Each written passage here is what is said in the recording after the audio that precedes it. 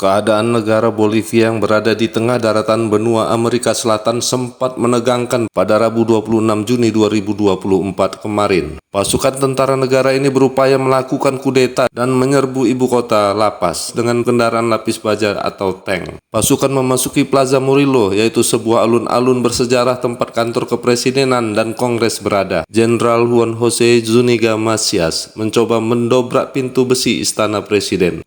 Sebelumnya pada Selasa 25 Juni 2024, Zúñiga telah dipecat sebagai Panglima Angkatan Darat akibat serangkaian ancaman yang ditujukan kepada mantan Presiden Bolivia Evo Morales. Ia muncul di televisi pada Senin 24 Juni 2024 dan mengatakan dia akan menangkap Morales jika bersikeras untuk mencalonkan diri lagi sebagai presiden pada tahun 2025.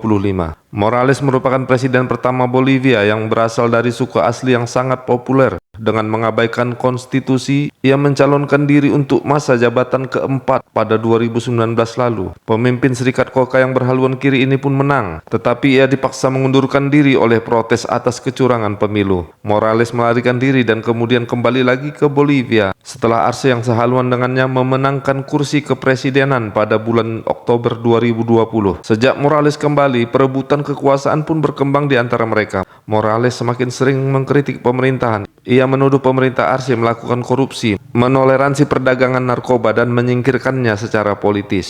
6 bulan lalu, Mahkamah Konstitusi mendiskualifikasi Morales dari pemilihan umum 2025.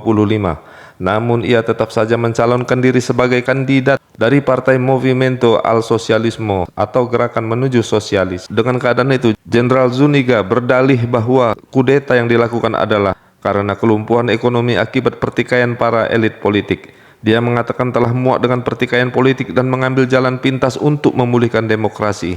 Presiden Bolivia Luis Arce pun mengumumkan adanya upaya kudeta ini. Ia mengajak rakyat Bolivia untuk mengorganisir dan memobilisasi kekuatan melawan kudeta demi membela demokrasi. Presiden Arce menemui pemimpin percobaan kudeta militer di pintu istana presiden setelah kendaraan lapis baja menabrak pintu istana pemerintah Bolivia. Ia memerintahkan kepada Zúñiga agar segera tarik semua pasukan. Hanya bertahan selama 3 jam, upaya kudeta di Bolivia gagal setelah seorang panglima angkatan darat yang baru diangkat, José Wilson Sánchez, memerintahkan pasukan untuk kembali ke pangkalan mereka. Akhirnya pasukan tentara Zúñiga mundur dan polisi mengambil alih alun-alun Plaza Murillo. Pada Rabu malam, Menteri Pertahanan Edmundo Novillo memastikan negara Bolivia telah kembali aman dan terkendali. Novillo mengatakan bahwa Bolivia telah menyiasati sebuah kudeta yang gagal. Selanjutnya pada Kamis 27 Juni 2024, pemerintah mengumumkan bahwa 17 pelaku upaya kudeta ditangkap. Di antaranya adalah Zúñiga dan mantan Panglima Angkatan Laut Juan Ernest Salvador.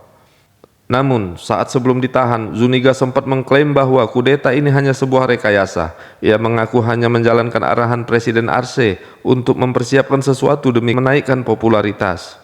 Klaim tersebut segera dibantah oleh Menteri Kehakiman Ivan Lima. Ia menyebut bahwa Zúñiga berbohong dan harus menjawab tindakannya di pengadilan. Kejaksaan dikabarkan sedang mempersiapkan dakwaan dengan ancaman 15 sampai 20 tahun penjara. Para pendukung pemerintah pun turun ke jalan untuk merayakan tegaknya supremasi sipil. Mereka mengibarkan bendera negara dan menyanyikan lagu-lagu nasional.